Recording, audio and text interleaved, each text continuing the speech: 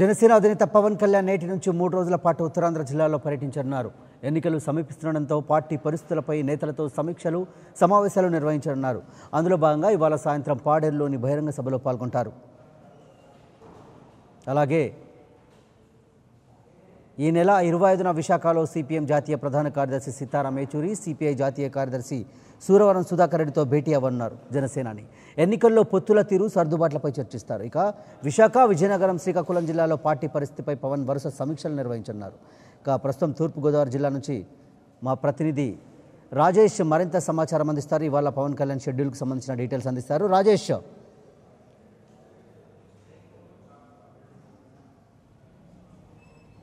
Thank you Paramesh. మన ప్రస్తుతం విశాఖ జిల్లా పాడేరులో ఉన్నాం.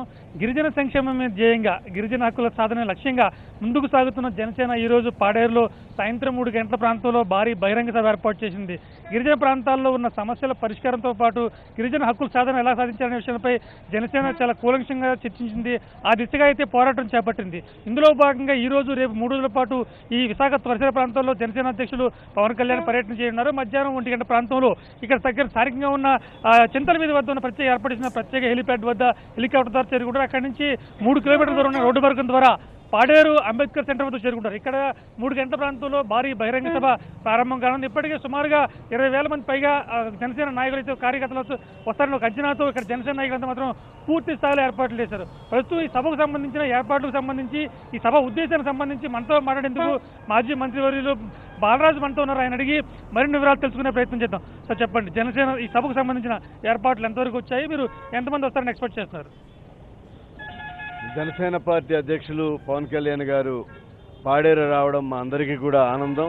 ఇదొక మాకు పండగ వాతావరణంగా కనపడుతుంది. పాడేరు ప్రాంతం అంతా కూడా జనసేన అధ్యక్షులుగా జనసేన పార్టీ ఇవాళ గిరిజన ప్రజలతో పాటుగా గిరిజన ప్రాంతాల అభివృద్ధి కూడా, గిరిజన ప్రాంతాల్లో నివసిస్తున్నటువంటి అన్ని వర్గాల యొక్క అభివృద్ధిని, సంక్షేమాన్ని, వారి యొక్క రక్షణని అందరూ కూడా కోరుకుంటూ ఇవాళ జనసేన పార్టీ అధ్యక్షులు ఏ ప్రాంతం వెళ్ళినా కూడా ఎంత గొప్ప ఆదరణ చూపిస్తున్నారు. ముఖ్యంగా ప్రభుత్వాల పరంగా ఇప్పుడున్నటువంటి ప్రభుత్వాలు కానీ, మరి ఇప్పుడు చూస్తున్నటువంటి విధానాలు కానీ బాగా నిర్లక్ష్యం చేసినటువంటి ప్రాంతాలుగా, ఒక వైద్యపరంగా కానీ, విద్యాపరంగా కానీ, అలాగే మౌలిక సదుపాయాలు కలగజేయడంలో కానీ, రవాణా సదుపాయాలు కలగజేయడంలో కానీ, రహదారి సదుపాయాలు కలగజేయడంలో కానీ చాలా విఫలమైనటువంటి ప్రభుత్వ విధానాలని చూస్తున్నాం మనం. ఎక్కడ అవకాశం వచ్చినా కూడా పవన్ కళ్యాణ్ గారు ఈ ప్రాంతాల యొక్క సంక్షేమాన్ని, ఈ ప్రాంతంలో కావలసినటువంటి కార్యక్రమాల్ని, ఇక్కడ జరుగుతున్నటువంటి నిర్లక్ష్యాన్ని, మరి ఏవైతే గిరిజన ప్రాంతానికి రావాల్సినటువంటి కార్యక్రమాలు ఉన్నాయో, ముఖ్యంగా త్రాగునీటి సమస్యకు సంబంధించి గతంలో కూడా వారు 4 రోజులుగా ఈ ప్రాంతం పర్యటన చేసి చిన్న గ్రామాలు కూడా, కుగ్రామాలు కూడా ప్రత్యక్షంగా చూసి ఇక్కడ చూసిన విషయాల్ని అమెరికా లాంటి ప్రదేశాలలో కూడా వారి ఒక చాలా కాలంగా సుదీర్ఘ రాజకీయాలు చాలా అనుభవజ్ఞులు. ఈ నేపథ్యంలో మీరు చూస్తున్న మీ అనుభవంలో పవన్ కళ్యాణ్ లాంటి నాయకులు గతంలో మీకు కనిపించారా? వాళ్ళతో పోల్చుకుంటే పవన్ కళ్యాణ్ ఎలా కనబడుతుంది?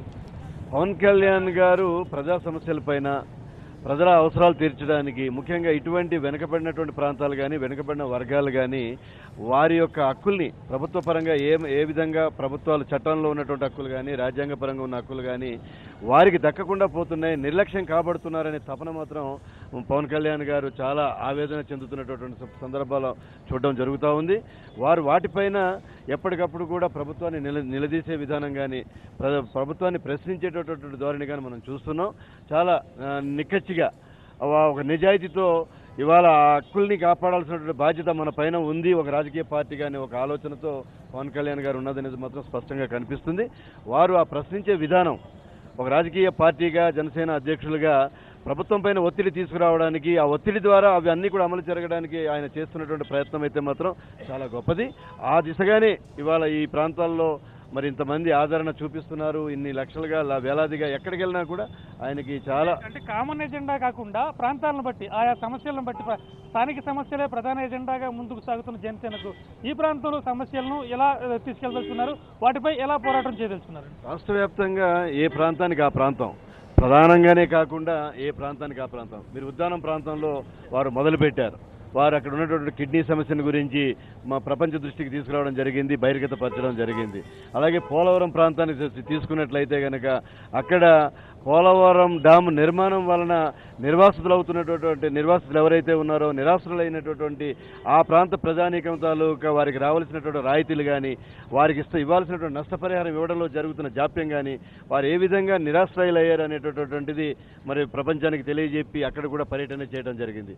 ఈ ప్రాంతానికి తీసుకున్నట్లయితే ఈ ప్రాంతంలో ఉన్న ఖనిజ సంపద ప్రభుత్వము అలాగే పాలక వర్గాలు వారికి అనుబంధంగా ఉన్నటువంటి కార్పొరేట్ సంస్థలు దోసుకుపోకూడదు, ఈ ప్రాంతాన్ని కాపాడాలి, ఖనిజ సంపదని కాపాడాలి. బాక్సైట్ కానీ, లాటరైట్ కానీ, కాల్సైట్ కానీ, అట్లాగే గ్రానైట్ కానీ అదే పనిగా ఈ ప్రాంత అభివృద్ధికి దోహదపడకుండా ఈ ప్రాంతంలో ఉన్న వనరుల్ని పట్టుకుపోవాలని చేస్తున్నటువంటి ప్రయత్నాన్ని అడ్డుకోవడానికి ప్రయత్నం చేశారు.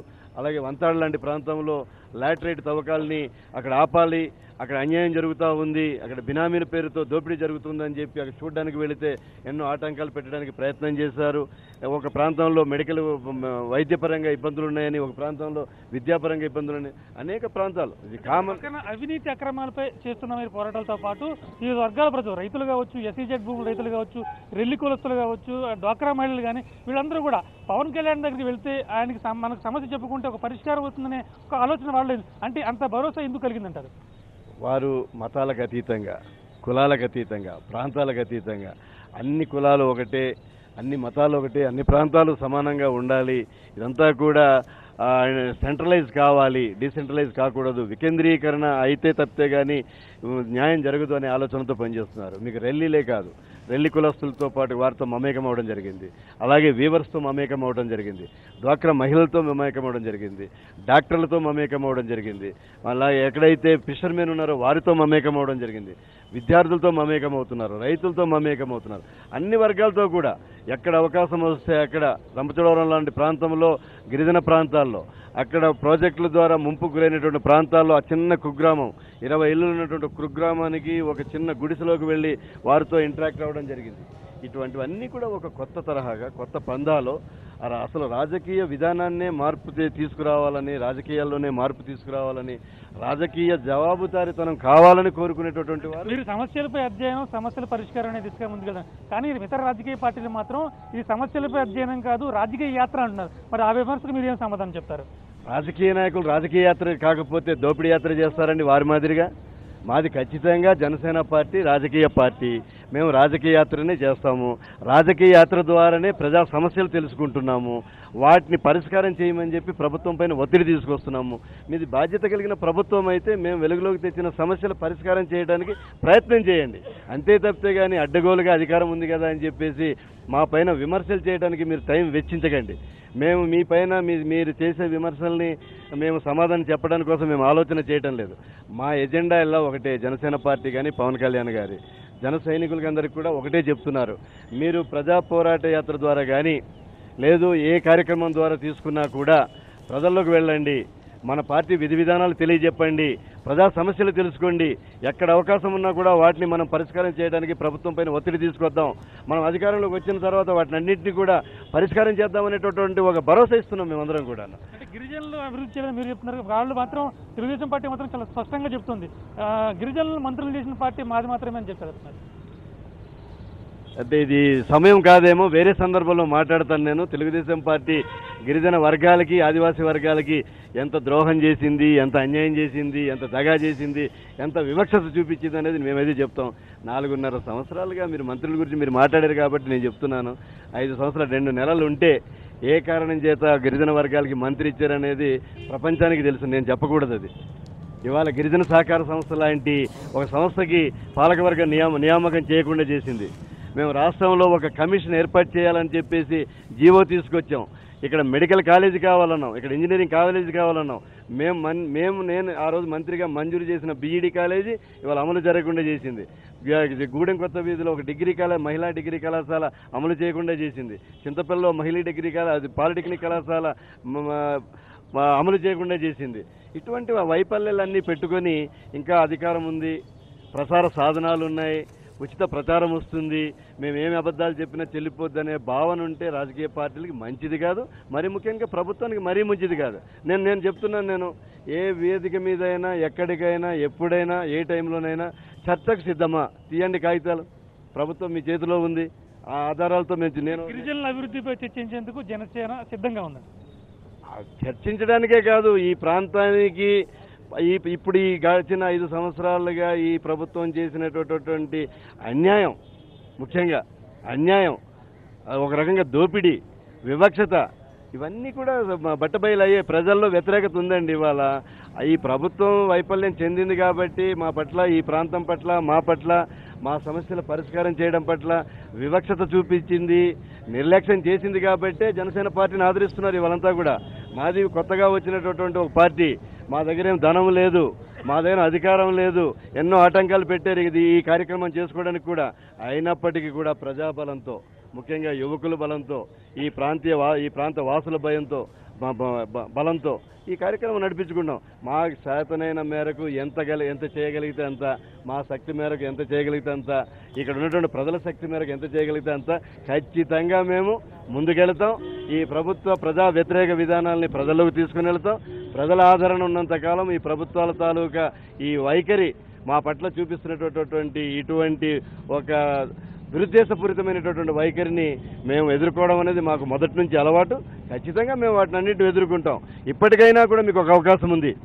సామరస్యంగా, మీరు న్యాయబద్ధంగా, ప్రజాస్వామ్యబద్ధంగా మీరు ప్రభుత్వాలు నడపండి, మేమేం కాదనట్లేదు. మీరు అప్రజాస్వామికంగా నడపాలి, మీరేదో బుల్డోజ్ చేయాలనేటువంటి ప్రయత్నం మరి చూస్తే ప్రజా వ్యతిరేకం వస్తుంది మీకు. ఖచ్చితంగా జనసేన పార్టీ ఒక భరోసా ఇస్తుంది, పవన్ కళ్యాణ్ గారు ఒక భరోసా ఇస్తున్నారు. మేమేదో ఇవాళ తాత్కాలిక రాజకీయాల కోసం రాలేదు. ఈ రాష్ట్ర ప్రజానీకానికి, ఈ రాష్ట్రంలో ఉన్నటువంటి యువతకి, నిరుద్యోగులకు, కార్మికులకు, కర్షకులకు 25 ఏళ్ల భవిష్యత్తు ఇవ్వడానికి, రాజకీయాల్లో ఒక మంచి జవాబుదారీతనం రాజకీయాలు తీసుకురావడానికి, నీతి నిజాయితీతో కూడుకున్నటువంటి రాజకీయాలు తీసుకురావడానికి, నిజాయితీగా పనిచేసేటువంటి నాయకత్వాలు రావడానికి నేను అండగా ఉంటాననేటువంటి ఒక గొప్ప మాట పవన్ కళ్యాణ్ గారు చెప్తున్నారు. జనసేన నాయకుల్లో ఎందుకు అంత భరోసా కనపడుతుంది? దాంతోపాటు ఇటీవల పార్టీ కూడా రోజు రోజుకి బలపడుతూ వస్తుంది కదా. వివిధ ప్రాంతాల నుంచి, అన్ని పార్టీ నుంచి నాయకులు కూడా వచ్చి జనసేనలో చేస్తున్నారు. నిన్నగాక మొన్న బీజేపీ నుంచి స్థానిక సిట్టింగ్ ఎమ్మెల్యే ఆకులు వచ్చిన కూడా వచ్చి బీజేపీలో. ఎందుకు జనసేన పట్ల ఇంత ఆకర్షిస్తున్నారంటారు? అంటే ఇక్కడ స్పష్టంగా జనసేన పార్టీలో స్పష్టమైన విధానాలు కనపడుతున్నాయి. ఒక నమ్మకమైన నాయకత్వం కనబడుతుంది, నిజాయితీ కలిగిన నాయకత్వం కనబడుతుంది, నీతి కలిగిన నాయకత్వం కనబడుతుంది. ఇవాళ మచ్చలేనటువంటి నాయకుడిగా ఉన్నారు పవన్ కళ్యాణ్ గారు. ఏ రకంగా మీరు చెప్పగలుగుతారు? ఆయన వేసిన ఏ ప్రశ్నకైనా ఈ ప్రభుత్వం కానీ ప్రతిపక్షం కానీ సమాధానం చెప్పగలుగుద్దా? ఏదో కావాలని మాట్లాడాలి తప్పితే వారి విధానాలు చెప్పుకోకుండా పవన్ కళ్యాణ్ గారి పట్ల జనసేన పార్టీ గురించి మాట్లాడుతున్నారంటేనే మేము బలంగా ఉన్నామనేది మాత్రం మాకు స్పష్టంగా కనిపిస్తుందండి. అంత బలంగా మీరు ఎందుకున్నారంటే మీ మేనిఫెస్టో ప్రజల్లోకి బలంగా వెళ్ళిందా? ఉచిత సిలిండర్ కావచ్చు, నగదు బదిలీ కావచ్చు, ఈ 2 మహిళలు భరోసా కావచ్చు, ఇవన్నీ ప్రజల్లోకి బలంగా వెళ్ళడం వల్ల మీ పార్టీ అంత బలంగా ఉందని చెప్పుకొచ్చుంటారా? 2 అంశాలండి ఇక్కడ. మేము తీసుకెళ్ళినటువంటి మా మేనిఫెస్టోలో, మా విధానాల్లో ఉన్న అంశాలు ఒక ఎత్తు అయితే, దానికి మించి పవన్ కళ్యాణ్ గారి పట్ల ఉన్నటువంటి నమ్మకము, వారి పట్ల ఉన్నటువంటి గౌరవము, వారి పట్ల ఉన్నటువంటి అభిమానం, ముఖ్యంగా పవన్ కళ్యాణ్ గారి నాయకత్వం పట్ల ఒక నమ్మకం అండి. ఆ నమ్మకమే ఇంత బలం, ఈ చుట్టూ కనపడేటువంటి బలం, ఇంత ధైర్యంగా మేము ముందుకెళ్ళడానికి మేము ఉన్నటువంటి ప్రధాన కారణం ఏంటంటే పవన్ కళ్యాణ్ గారి నాయకత్వం పట్ల ప్రజలకు ఉన్నటువంటి నమ్మకము, విశ్వాసం. చివరిగా ఈ రోజు సభ ఎలా నిర్వహించబోతున్నారు? ఎంతమంది వస్తారని అంచనా వేస్తున్నారు? ఒకవేళ అంచనాకు మించి వస్తే, గతంలో అనేక పోరాటయాత్ర చూసాం, పాదయాత్ర చూసాం, కవాతులు చూసాం, ఆ వారింటిలో కూడా ఊహించిన దానికంటే ఎక్కువ వచ్చారు. ఒకవేళ ఆ పరిస్థితి ఉంటే ఇక్కడ కంట్రోల్ చేసుకున్నంత స్థాయి ఉందంటారు? ఖచ్చితంగా అండి. అది అంచనాలకు మించి రావడం అనేది దానికన్నా అభిమానంతో వస్తున్నారు. ఖచ్చితంగా వస్తారు. ఏ రకంగా కూడా జన సైనికులందరూ కూడా అభిమానంతో వచ్చేవాళ్ళు కాబట్టి వారంతా కూడా క్రమశిక్షణతో ఉంటారు. ఖచ్చితంగా ఈ సభను విజయవంతం చేస్తారు. మేము ఇది బల ప్రదర్శన కాదు, ఇది ఇంతమంది వస్తారు, ఇంతమంది, దీనికి హద్దులు లేవు, అవధులు లేవు, దీనికి ఎక్కడ ఏ రకమైన రిజర్వేషన్స్ లేవు. ఎంతమంది వచ్చినా కూడా మేము పవన్ కళ్యాణ్ గారు ఒక్కరితోనే మొదలైంది, ఇవాళ లక్షలాదిగా చేరింది ఇది. కాబట్టి మేము ఒక అంచనాలకు మించి మేము అనుకున్న దాంతో మొదలు పెడతాం. ఎంత మించినా ఏం చేసినా కూడా దాన్ని కూడా మేము సరి చేసుకుంటాం. ఎక్కడ కూడా ఎలాంటి ఇబ్బందులు ఉండవు. కవాతు బాగా జరిగింది, అనంతపురం బాగా జరిగింది. ఎక్కడ మీటింగ్ చేసినా కూడా, ఏ జిల్లా పర్యటన కూడా విజయవంతంగానే కార్యక్రమాలు జరుగుతూ ఉన్నాయి. అభిమానంతో వస్తున్నారు, ఆదరిస్తున్నారు, ఆశీర్వదిస్తున్నారు.